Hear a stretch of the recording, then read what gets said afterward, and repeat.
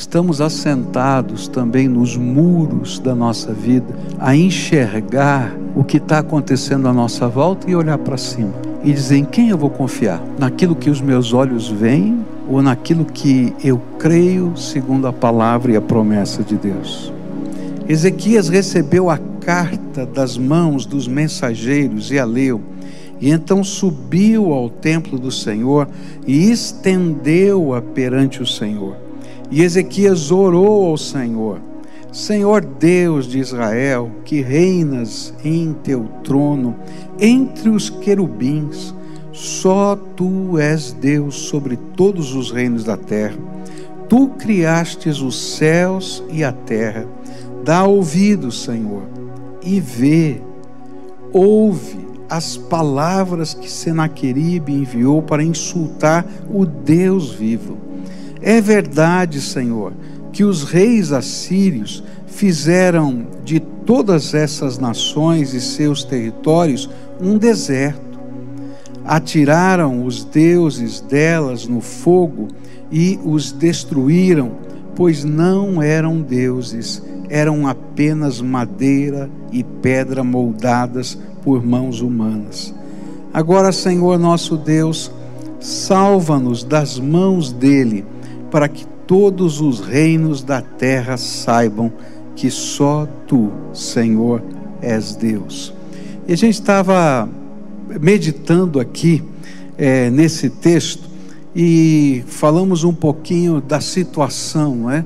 Senaqueribe, rei da Síria, ele dominou aquela região, invadiu o reino do sul chamado Judá, e todas as cidades fortificadas de Judá foram derrubadas, foram tomadas pelo rei assírio, exceto uma, a cidade de Jerusalém. E quando então ele faz o cerco da cidade de Jerusalém, ele manda uma carta através dos seus generais, dizendo: olha, é melhor vocês se renderem, porque os deuses de todas as nações aqui não conseguiram deter o poderio do exército assírio, e não vai ser diferente aqui com vocês. Não se enganem, não se deixem enganar, e assim sucessivamente. Mas é interessante que na fala dessa carta, que promove, que provoca a oração de Ezequias, existem uma série de tentações que vão começar a trabalhar no coração de Ezequias. E na fala do próprio povo, algumas tentações que se conflitam com a fé no tempo de oração. E a gente olhou semana passada a primeira tentação, a primeira luta do coração. Era: por que eu? E aí a gente aprendeu, né, que às vezes a gente tem esse sentimento: estou fazendo tudo certinho, estou orando, estou servindo a Deus, estou entregando o meu dízimo, estou fazendo assim, e olha, está vivendo essa situação na minha vida, o que está acontecendo? Por que eu? E aí nós olhamos na palavra de Deus as respostas de Deus para esse questionamento da alma. A segundo questionamento que estudamos foi uma acusação de Senaqueribe. Está dizendo: olha, você veio aqui tentando fazer uma reforma religiosa, tentando ensinar o povo aí a sua lei, e o povo adorava a Jeová, e eu disse para vocês que havia um sincretismo religioso, uma espécie de religião popular que misturava a idolatria com a adoração ao Deus verdadeiro, a Jeová. Mas Ezequias foi e destruiu os altares espalhados dessa adoração popular e concentrou tudo no templo em Jerusalém. E a questão que foi levantada, em outras palavras, era: olha, você vive fé ou você é um radical religioso? E aí, está vendo? Isso está acontecendo é porque você é um radical religioso. E aí a gente começou a olhar as respostas da palavra de Deus para esse questionamento da alma. A terceira coisa que vimos a semana passada foi uma outra acusação feita pelo inimigo, Senaqueribe, a Ezequias, onde ele diz assim: você acha que não foi o Deus Todo-Poderoso que me mandou aqui para destruir tudo? E a resposta, vamos dizer assim, a questionamento era assim: será que isso que eu estou vivendo é um castigo de Deus? E aí a gente pode olhar esses questionamentos da alma também. Mas nessa manhã, eu queria olhar para um outro questionamento da alma, uma outra batalha interior de quem ora. E ela se encontra em 2 Reis, capítulo 18, versículos 29 e 30, onde a Bíblia diz assim: assim diz o rei, está falando de Senaqueribe, não deixem que Ezequias os engane, ele não poderá livrá-los de minha mão. Não deixem Ezequias convencê-los a confiar no Senhor, quando diz: com certeza o Senhor nos livrará, esta cidade não será entregue nas mãos do rei da Síria. A quarta batalha no coração de Ezequias é refletida nessa acusação. E a acusação é mais ou menos assim: olha, sua fé é infantil. E quando você vive uma fé infantil, você engana as pessoas. E ele estava dizendo: está vendo? Ezequias tem uma fé infantil, desconectada da realidade. E por isso ela é enganosa e vai levar as pessoas à desgraça. Certamente os espiões da Síria já haviam contado aos generais o discurso do rei Ezequias ao preparar o seu povo e os soldados para a batalha.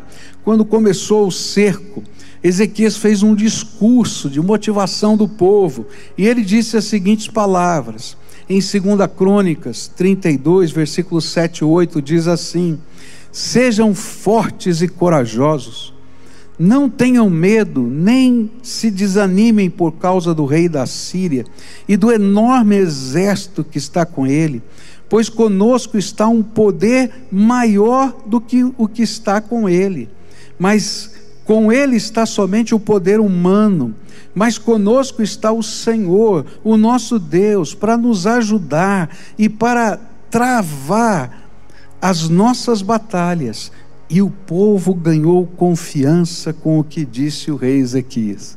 Então, muito provavelmente, os espiões já tinham falado isso, e os generais então disseram assim: esse rei tem uma fé infantil, acho que vai vir aqui um anjo do céu para resolver o nosso problema. E realmente o que aconteceu foi que um anjo do céu veio para resolver o problema. Mas eles disseram: isso é uma fé infantil, isso é uma loucura. Olha a realidade, vocês são a última cidade fortificada, todas as outras já caíram, todos os outros países já caíram. Olha o tamanho do nosso exército, olha o poderio das nossas armas, olha a estratégia, olha os nossos soldados. Vocês estão vivendo uma fé infantil, uma fé desconectada com a realidade, uma fé que é uma mera utopia. Quantas vezes você, no meio de uma batalha, de uma luta de oração, não sentiu o inimigo, né? Ou usando a boca de alguém, ou quem sabe na sua mente, dizendo a mesma coisa? Olha a realidade que está à sua volta. E você vai continuar crendo? Você vai continuar esperando? Você vai continuar colocando a sua força, a sua esperança, a sua crença em Deus? Essa é uma fé infantil. Olha para a realidade. Interiormente, nós ouvimos o inimigo nos dizendo mais ou menos assim: olha, confie em Deus, mas não perca o senso de realidade, porque se você fizer isto, você se engana e engana quem o segue. Mas o que é fé? Fé não é a gente acreditar nas coisas que a gente não é capaz de ver e crer num Deus poderoso que pode fazê-las virar realidade. Fé não é crer que a gente não está debaixo do controle apenas da nossa mentalidade, da nossa capacidade mental, dos nossos recursos, mas numa intervenção do Todo-Poderoso, Criador do Universo, que como nosso Senhor e Salvador vem e nos guia pelos caminhos e revela o seu poder na nossa vida. Isso é fé. Se a gente só pode fazer, e só pode viver, e só pode enfrentar as batalhas, que a gente tem os recursos para isso, então tem alguma coisa errada na nossa fé. Toda vez que Deus me desafiou a alguma coisa nova, eu nunca tinha os recursos. Toda vez que Deus me deu uma visão nova de ministério, de ação, eu nunca tinha todas as coisas preparadas. O que eu tinha era a palavra de Deus e uma confiança inabalável que o Deus da sua palavra estaria indo à minha frente. E nesses mais de 40 anos de ministério, o que eu tenho visto é um Deus todo-poderoso. Um Deus que age, apesar da gente ser fraquinho e de ter um braço tão pequeno e tão curto. Um Deus que ouve orações, um Deus que responde, um Deus que supre, um Deus que mexe nas coisas do mundo para que coisas da sua graça aconteçam. Eu me lembro de uma vez que meu filho estava ainda no começo do ministério como ainda um seminarista, trabalhando com adolescentes. E ele veio então dizendo: olha, nós precisamos comprar um ônibus para fazer as viagens missionárias aqui dentro da cidade. Não eram bem viagens, mas aqui dentro dos locais que os adolescentes vão. E eu disse: olha, se esse é um propósito de Deus, Deus vai te dar, dobra o teu joelho e ora. E chegou um tempo, ele disse para mim: olha, pai, eu tenho aqui um plano, fiz aqui todas as metas para a gente conseguir esse ônibus e tal, eu vou vender meu carro, vou fazer mais aquilo.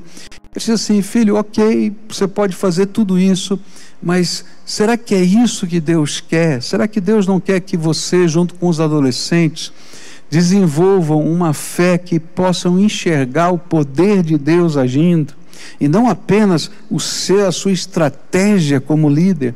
Dobra o teu joelho junto com os meninos aí. E aí eles começaram a orar, fizeram uma campanha de oração, porque as orações mudam histórias. E aí, passado algumas semanas dessa campanha de oração, um jogador de futebol, membro da nossa igreja, que estava jogando no Japão naquela época, telefona para o nosso missionário que trabalhava com eles e diz assim: tem alguma necessidade lá na nossa igreja? Porque eu estou sendo incomodado por Deus para fazer alguma coisa, mas eu não sei o que é. E aí aquele pastor sabia do movimento de oração dos adolescentes e disse: olha, tem um bando de adolescentes lá na igreja orando porque eles querem comprar um ônibus para fazer trabalho missionário. E aí aquele jogador de futebol disse assim: manda comprar o ônibus que eu pago. E aí então foi comprado o ônibus, e quando chegou o ônibus aqui no pátio da igreja, eu me lembro, foi uma festa, né? Foi o primeiro ônibus que a igreja teve, até eu fui dirigir no pátio da igreja o ônibus, e aqueles adolescentes todos dentro do ônibus, pulando, gritando e dizendo: Deus é tremendo, move o coração de pessoas lá no Japão, para poder fazer os seus milagres acontecerem aqui. O que eu quero dizer com isso? A nossa fé não é infantil, no sentido de ser desconectada com a realidade. Ela é infantil na capacidade de crer num Deus todo-poderoso, mas ela não é infantil porque está desconectada da realidade. Ao contrário, a gente enxerga a realidade na perspectiva de um Deus criador dos céus e da terra, todo-poderoso, que intervém e faz diferença na vida. Mas toda vez que você começar a orar, o inimigo, de uma maneira contundente, vai atacar a sua fé e dizendo: olha, você é um maluco, você é um doido que crê na intervenção de Deus. E aí foi exatamente isso que aconteceu. Olha só as palavras de Senaqueribe em 1 Reis 19, versículos 10 a 13. Digam a Ezequias, rei de Judá: Não deixe que o Deus no qual você confia o engane. Olha que palavra dura. Não deixe que o Deus no qual você confia o engane. Quando diz: Jerusalém não cairá nas mãos do rei da Síria. Com certeza, você ouviu o que os reis da Síria têm feito a todas as nações, como as destruíram por completo, e você haveria de livrar-se. Acaso os deuses das nações que foram destruídas por meus antepassados as livraram? Os deuses de Gozã, Arã, Rezefe e do povo de Éden que estava em Telassar? Onde estão o rei de Ramate, o rei de Arpade, o rei da cidade de Sefarvaim, de Rena e de Ivá? O que é interessante aqui nesse texto é essa expressão do inimigo: não deixe que o Deus no qual você confia o engane. Olha que tentação. Por que você está confiando na promessa de Deus? Por que você está colocando com fé num Deus que você diz ser todo poderoso, que diz que ama você? Não deixe ele enganar você. A realidade é essa mesmo. O apelo que a gente faz quando a gente caminha por fé é: não olhe para o gigante, mas olhe para Deus. Mas o apelo que o inimigo diz e apresenta para a nossa vida, nessa batalha espiritual dentro da nossa alma, é: olhe para o tamanho do gigante, porque o seu Deus é pequeno demais. Era isso que estava sendo dito. Olhe para o cenário, olhe para aquilo que está à sua volta, tenha bom senso, não tenha uma fé cega. E é interessante que nesse contexto as palavras de Senaqueribe foram mais fortes, mais violentas, porque ele vai dizer ainda para aquele povo, ele começa, os seus embaixadores falam em hebraico, para que todo o povo que estava no muro pudesse ouvir, e a mensagem é assim: olha, Ezequias fez esse discurso de fé, mas não deixem que ele engane vocês, porque se vocês se deixarem enganar e confiarem em Deus, vocês estarão escolhendo a morte e não a vida. Mas se vocês se renderem a mim, eu vou desterrar vocês, vou tirar vocês daqui, vou levar para uma outra terra, tá? Vocês não vão permanecer onde estão, vocês vão perder as suas propriedades, mas vocês vão ficar vivos. Então escolham a vida e não a morte.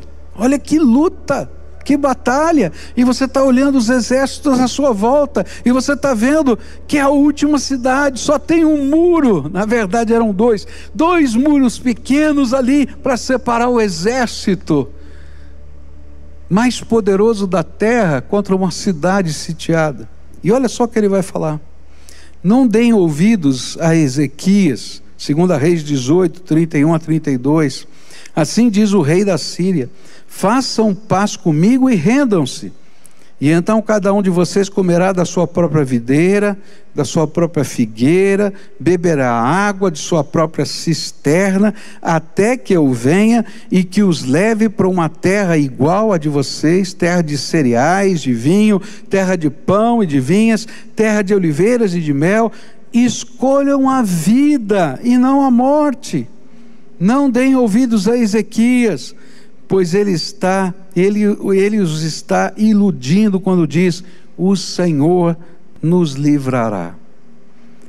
Agora, hoje a gente está milhares de anos depois desse evento, e é fácil a gente tomar decisões, né? Milhares de anos na frente, e sabendo o final da história, que o anjo do Senhor vai aparecer numa noite, e 85 mil soldados inimigos vão ser mortos pela intervenção do anjo do Senhor. Mas se você estivesse naquele muro, na cidade de Jerusalém, como é que você se sentiria? Sabe, porque cada um de nós, diante das lutas, dos problemas, das dificuldades, estamos assentados também nos muros da nossa vida, a enxergar o que está acontecendo à nossa volta e olhar para cima. E dizer, em quem eu vou confiar? Naquilo que os meus olhos veem, ou naquilo que eu creio segundo a palavra e a promessa de Deus? E sabe, a palavra do inimigo ainda foi mais veemente.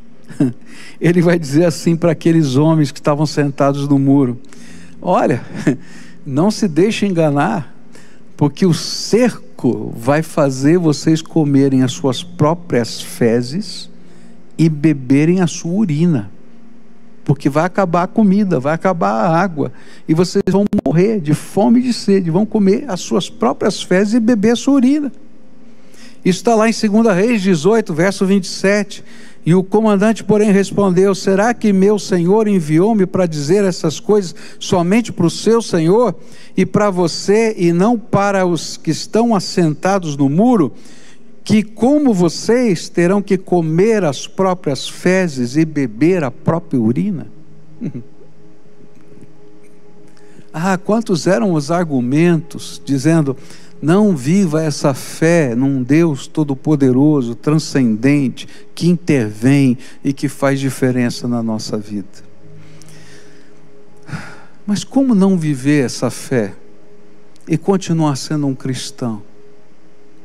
Como não viver essa fé e continuar a dizer que a gente teme a Deus? Ou a gente crê que esse Deus está vivo, que Ele é todo-poderoso, que Ele não mente, que a sua palavra é verdadeira, ou então a nossa fé não tem sentido.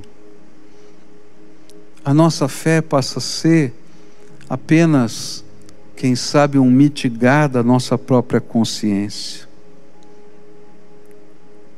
Mas o que a gente vai aprender aqui com Ezequias, e na oração que ele vai fazer, é que o homem de Deus que caminha pela fé, como foi dito aqui pelo Budal, talvez seja o mais alto do mundo, porque ele tem os seus pés na terra, mas tem os seus olhos no céu. A gente não está desconectado dos problemas, das lutas, das dificuldades. A gente não vive num oásis, ou quem sabe numa ilha, mas a gente está no meio dos problemas, no meio das lutas, mas a gente é capaz de olhar para o céu e crer num Deus todo-poderoso que intervém. E quando a gente começa a viver isso e ter uma vida de oração, a gente vai ter na nossa própria história as marcas do poder de Deus. E se você é capaz de lembrar na sua própria história quantas vezes Deus foi capaz de intervir, quantas vezes Deus foi capaz de abrir portas que estavam fechadas, quantas vezes Deus foi capaz de entrar no meio das situações. Eu não estou dizendo para você que você não teve problemas na vida, mas eu quero dizer para você que você se viveu pela fé e tem vivido pela fé, conhece o Deus Todo-Poderoso e tem as marcas de Jesus na sua história. O Senhor vai escrevendo a sua história. Não quer dizer que a gente não tenha reveses na vida. Certamente os teremos, mas não os teremos sozinhos. Andaremos no poder do Espírito de Deus e seremos sustentados por esse Deus Todo-Poderoso. Quando eu estava visitando aquelas pessoas que a igreja ajudou na Síria, e vocês nos ajudaram a levantar ofertas para a gente reconstruir casas, e hoje ainda pessoas contribuem para que a gente possa manter viúvas ali naquela região do mundo. Eu quero dizer para você que eu fiquei impressionado. 7 anos de guerra. 7 anos de guerra. E aquele povo lá. E eles disseram, e eu perguntava, mas como é que vocês conseguem comida? Como é que vocês conseguem isso? Como é que... Eles disseram assim, olha, Deus nos supriu. Como Deus nos supriu? Olha, a gente plantava no fundo do quintal uma horta, e Deus fazia produzir a horta. A gente tinha galinhas, e Deus fazia multiplicar as galinhas.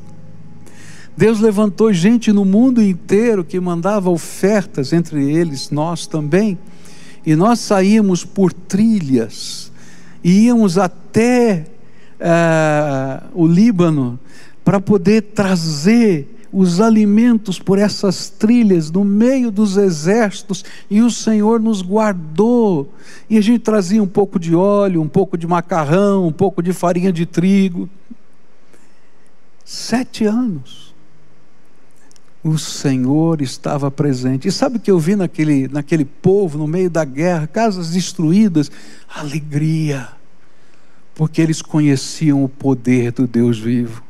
E quando eles foram cercados pelos 2 exércitos, o exército islâmico, né, do ISIS, e o exército dos revoltados ali do próprio país, porque os únicos que davam segurança aos cristãos da Síria era o exército da nação, o exército oficial. E o exército oficial saiu, e eles disseram: e agora? Em cima daquela montanha tem um exército, embaixo da montanha tem outro exército, e quando eles chegarem aqui, vão nos matar porque somos cristãos. E começaram a orar. E sabe o que Deus fez? Deus tocou o coração do general do exército regular da Síria. Ele abriu o arsenal, armou todos os cristãos e diz: eu não vou dar arma para nenhum outro que não seja cristão, mas eu vou dar armas e munição para vocês, porque eu sei que vocês não vão se bandear nem para um lado nem para o outro, porque eles vão te matar. Então protejam as suas famílias. E quando os 2 exércitos perceberam que as fronteiras daquela cidade estavam armadas pelos cristãos, nenhum deles quis entrar naquela cidade. Não houve guerra naquele lugar. Deus é tremendo. Uma das grandes batalhas no coração de quem ora está em crer que enfrentamos as nossas lutas na perspectiva do céu e não da terra. Na perspectiva da terra, a gente já sabe que nós estamos derrotados, mas na perspectiva do céu, sabemos que contamos com os recursos ilimitados que vêm do Todo-Poderoso. Então eu quero dizer para vocês que na história da nossa igreja aqui, quantos foram os filhos perdidos que foram achados?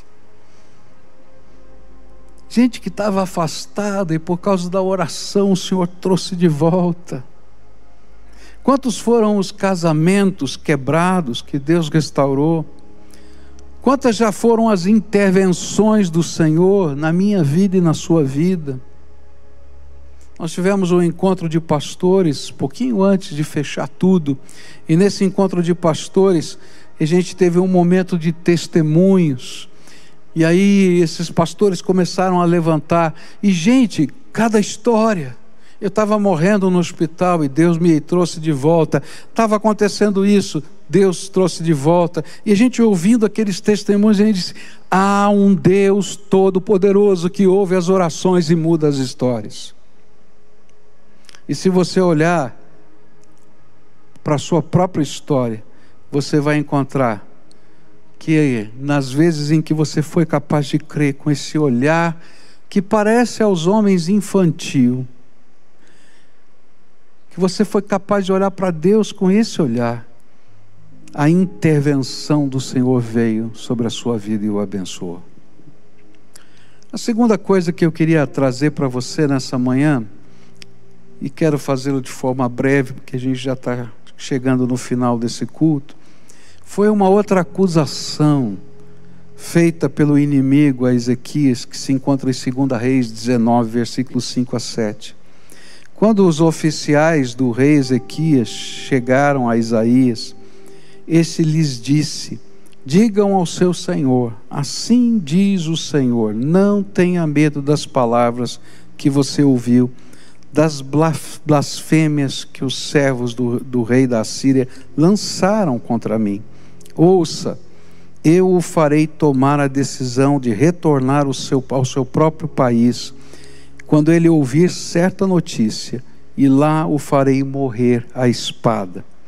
Bom, Ezequias fez a primeira oração, muito parecida com essa que a gente leu, e ele pediu: olha, vai alguém lá visitar o profeta Isaías, para saber qual é a palavra de Deus para nós. E aí o profeta Isaías falou isso: olha, fica tranquilo, não tenha medo, porque eu vou fazer chegar uma notícia ao rei Senaqueribe, e Senaqueribe vai voltar para o país dele. E lá ele vai morrer à espada, como de fato ele morreu. No entanto, tá? Quando a profecia foi dita, eles ficaram aguardando alguma coisa acontecer.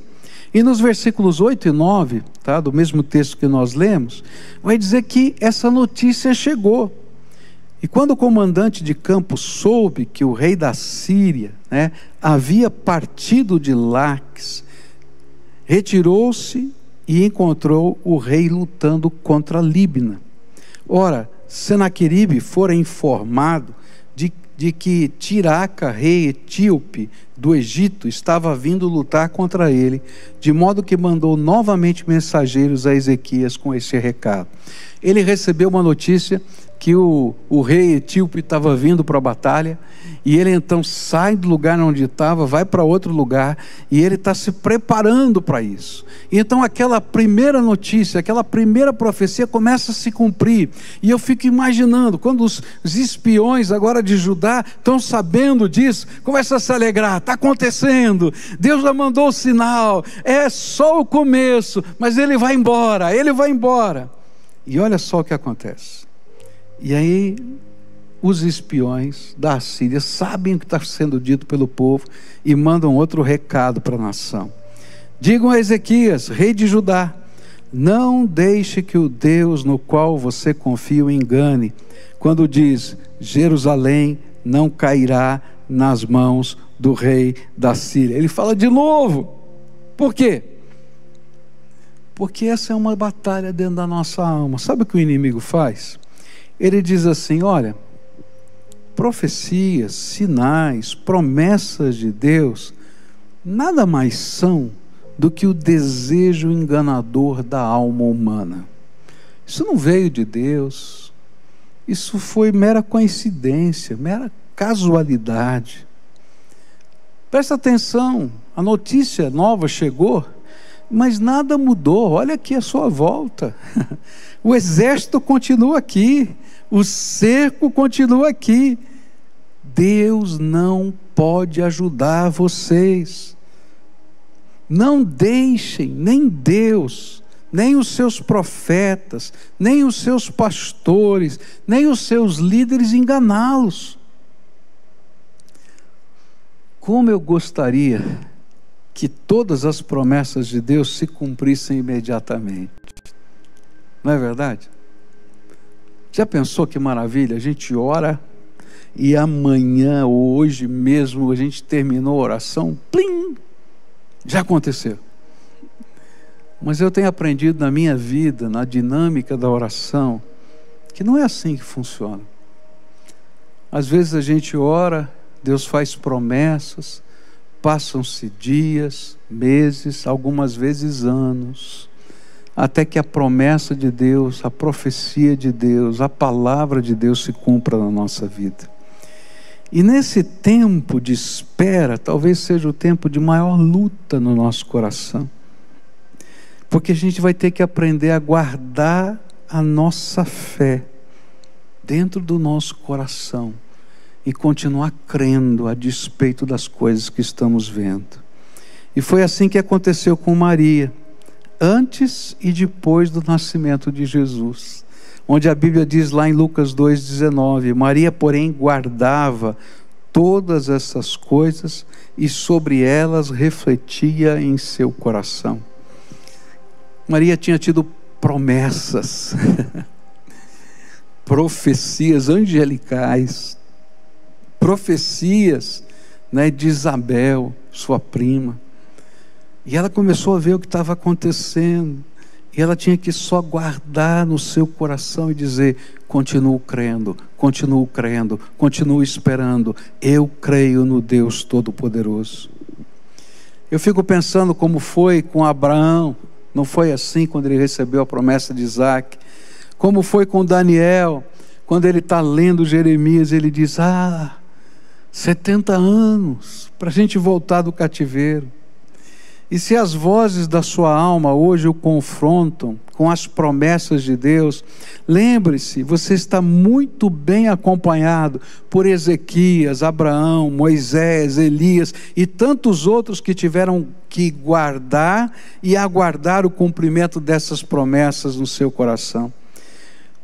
Porque a essência do andar pela fé é aprender a caminhar nesta vida, não por aquilo que nós estamos vendo ou deduzindo logicamente, mas pelo discernir do Espírito Santo, comparando as coisas espirituais com coisas espirituais. E é isso que o apóstolo Paulo vai ensinar para a gente em 1 Coríntios, capítulo 2, versículos 12 em diante. Nós, porém, não recebemos o Espírito do mundo, mas o Espírito procedente de Deus, para que entendamos as coisas que Deus nos tem dado gratuitamente. Delas também falamos, não com palavras ensinadas pela sabedoria humana, mas com palavras ensinadas pelo Espírito, interpretando verdades espirituais para os que são espirituais. Quem não tem o Espírito, não aceita as coisas que vêm do Espírito de Deus, pois lhes são loucura, e não é capaz de entendê-las, porque elas são discernidas espiritualmente. Mas quem é espiritual, discerne todas as coisas, e ele mesmo por ninguém é discernido, pois quem conheceu a mente do Senhor para que possa instruí-lo? Nós, porém, temos a mente de Cristo. Olha que coisa tremenda. Nós, porém, temos a mente de Cristo. Paulo ainda vai dizer em 2 Coríntios 5:7, porque vivemos por fé e não pelo que vemos. O que a palavra de Deus vai nos ensinar é que os vitoriosos são aqueles que não se deixam levar pelas batalhas da alma, mas continuam firmes na sua jornada de fé. Nessa manhã eu queria orar por você, como a gente sempre faz em todos os cultos. Talvez você esteja vivendo um tempo difícil, depois de um ano, de isolamento social, uma segunda ou terceira onda nos faz então ficar ainda mais reclusos. Talvez você esteja vivendo um tempo profissional muito complicado. Talvez você esteja vivendo como um empreendedor um tempo de grandes desafios. Talvez você esteja enfermo e com medo, porque não tem lugar nos hospitais, está faltando ou vai faltar, não sei como vai ser. A gente ouve tantas notícias. Será que vai ter oxigênio para todo mundo? Mas eu vim aqui hoje dizer, independente do cenário, há um Deus Todo-Poderoso que ouve e responde às nossas orações. Independente das vozes que labutam dentro da nossa alma, dos conflitos dentro de nós, há um Deus que intervém. Às vezes Ele manda só um maná para a gente, como eu vi naqueles homens e mulheres da Síria, que tinham algumas verduras no fundo do quintal, algumas galinhas, um pouco que vinha de macarrão, óleo, farinha e etc., comprados por ofertas que vieram do Brasil e de outros lugares do mundo. Mas elas chegavam lá, a despeito de todo mundo dizer que era impossível, porque homens de Deus atravessavam as linhas inimigas trazendo aquela comida, colocavam na igreja e repartiam uns com os outros. E durante 7 anos aquele povo foi sustentado assim. Eu não sei quanto tempo ainda vai durar essa situação. A minha oração é que terminasse hoje, que terminasse amanhã. E eu vou continuar pedindo, me colocando na brecha todo dia. E a gente está levantando esse povo aqui para orar, porque a gente crê num Deus Todo-Poderoso que pode fazer isso do dia para a noite. Mas enquanto nós estivermos no meio dessa batalha, o Deus Todo-Poderoso vai marchar junto com a gente, um dia de cada vez. E hoje eu vim aqui desafiar você a colocar a sua fé, a sua esperança. E ainda que os outros digam que é uma fé e uma esperança infantil, eu prefiro ser como uma criança no colo do Senhor Jesus, do que ser um adulto perdido nesse mundo. Então eu quero vir convidar você hoje a pular no colo do Senhor, a colocar a sua vida na mão dEle, a colocar a sua história na mão dEle, a colocar a sua família, a colocar os seus queridos, a colocar as enfermidades e dizer: Senhor, eu creio que Tu que criastes esse universo é poderoso para dar um decreto do Teu trono que venha tocar a minha vida. Quem decreta é Deus, não sou eu. Mas eu creio que Ele é poderoso para fazer esse decreto. Se você quer orar comigo, essa oração de fé, então eu quero convidar você a se colocar numa posição na presença de Deus de oração. Se você está na sua casa, sentado, confortavelmente, está deitado na cama, se ajoelha na presença do Senhor. Ele é digno de toda honra, toda glória e todo louvor. Busca a face dEle agora, de todo o seu coração. Nós vamos buscá-lo. Se tem medo dentro de você, a gente vai colocar o medo na mão de Deus. Se você está passando por angústias, a gente vai colocar as angústias, mas não só as angústias, a vida toda, a casa toda, a família toda, crendo num Deus que intervém e que ouve a oração do seu povo. Ore conosco assim: ah, Senhor, Tu conheces o coração desse Teu povo, que se chama pelo Seu nome. Ah, Senhor, Tua palavra nos promete que se nós nos humilharmos, se nós orarmos, se nós buscarmos a Tua face, o Senhor nos ouviria do céu, perdoaria os nossos pecados e sararia a nossa terra. Ah, Senhor, olha para nós. Olha para nós.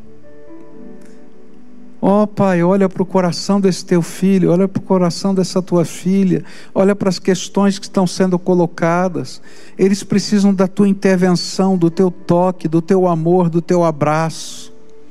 E eu quero Te pedir, Senhor, que milagres sobrenaturais comecem a acontecer na vida desse Teu povo. Ó Pai, que esses milagres testemunhem a glória de um Deus vivo, todo-poderoso, que nos ama e intervém, que é o nosso Senhor e Salvador. Nós oramos em nome de Jesus, porque só Ele pôde abrir a porta da sala do trono para nós. Ele é o único mediador entre Deus e os homens. Ele é o meu sumo sacerdote. E é por isso que nós oramos em nome de Jesus. Vem, ó Espírito Santo de Deus. Vem, ó Espírito Santo de Deus, sobre o Teu povo e abençoa. Abençoa, abençoa. Oh Pai, eu quero orar por enfermos aqui hoje. Tem gente doente que está ouvindo essa mensagem. Ah, Jesus, começa a tocar, Senhor, nesse corpo enfermo. Começa a tocar nesse corpo enfermo, Senhor. Começa a tocar agora, Pai. E que essas pessoas sejam curadas pelo poder do nome de Jesus. Em nome de Jesus, Senhor, eu Te peço, cura essas pessoas agora. Cura, cura, cura, Senhor. Põe a Tua mão de poder. Ó Pai, tem gente passando por necessidades. Tu és o Deus supridor, supre, Pai, supre em nome de Jesus. Escuta a nossa oração e abençoa, abençoa, abençoa. É aquilo que oramos em nome de Cristo. Amém. Eu queria pedir uma coisa para você, tá? Entra nesse link que está aparecendo aí, tá? pibcuritiba.org/Jesus. E se você orou comigo hoje, coloca lá o seu motivo de oração. especialmente se você está entregando a sua vida para o Senhor. Você está colocando não apenas os problemas, as angústias, mas a vida inteira. Coloca na mão de Deus. E nos permita, como igreja, mesmo usando os meios eletrônicos, acompanhar você, orar por você, saber das suas lutas, ensinar a palavra de Deus para você. Nesses meios eletrônicos, a gente perde o privilégio de dar um abraço, de falar com as pessoas. Fica tão impessoal. E esse é um jeito que a gente vence essa barreira. E isso se torna um relacionamento de família, família de Deus. Que Deus abençoe você.